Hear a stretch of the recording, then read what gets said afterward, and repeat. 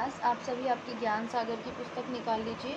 अध्याय 8 पुरखों का खजाना। ये अध्याय हमने पिछली वीडियो क्लास में पढ़ा था। ठीक है, इस अध्याय में कुछ कठिन शब्द आए थे जिनके अर्थ हम सबसे पहले पढ़ेंगे और ये शब्दार्थ आपको आपकी नोटबुक में भी नोट करने हैं। ठीक है, उसके अलावा ये जो आगे आप एक्सरसाइज करेंगे टिक मार्क वाली जितनी भी है वो सब आपको बुक में ही करनी है।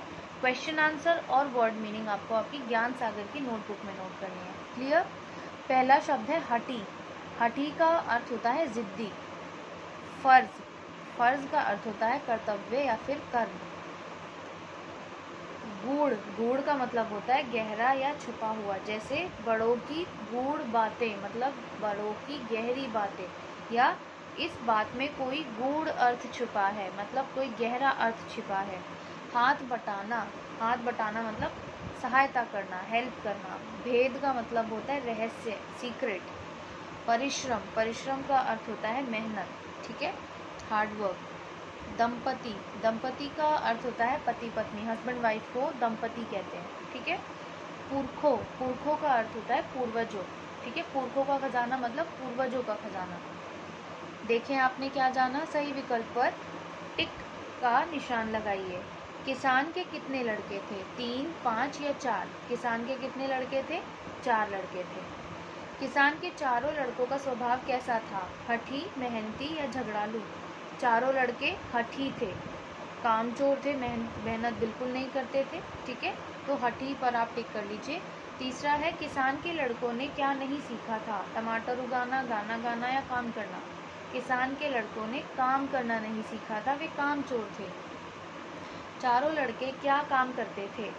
चारों लड़के पिता के साथ खेत में काम करते थे? बिल्कुल नहीं। आवारा दोस्तों के साथ घूमते थे? बिल्कुल सही। घर की देखभाल करते थे? जब वो काम ही नहीं करते थे तो घर की देखभाल भी नहीं करते थे, वो आवारा दोस्तों के साथ घूमते थे। दूसरा ऑप्शन को टिक कर लीजिए। चारों लड़के थक कर कहाँ बैठ गए? चारों लड़के जब उस खेत को पूरा खोद दिया तो उसके बाद उन्हें कुछ नहीं मिला, तो फिर वो थक कर कहाँ बैठ गए थे? हरी घास पर, पेड़ के नीचे या चबूतरे पर? वे पेड़ के नीचे बैठ गए थे। ठीक है।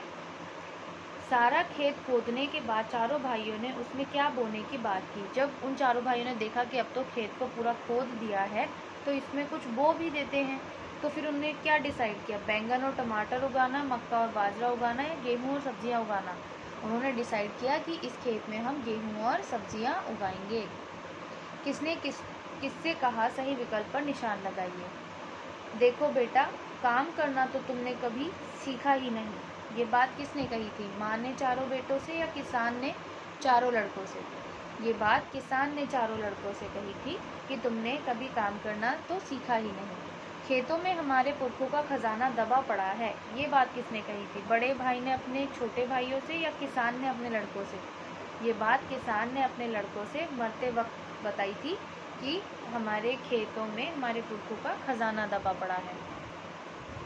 इतनी मेहनत बेकार नहीं जानी चाहिए, ये बात किसने कही थी? एक भाई ने अपने बाकी भाइयों से या किसान ने अपने लड़कों से? किसान तो मर चुका था।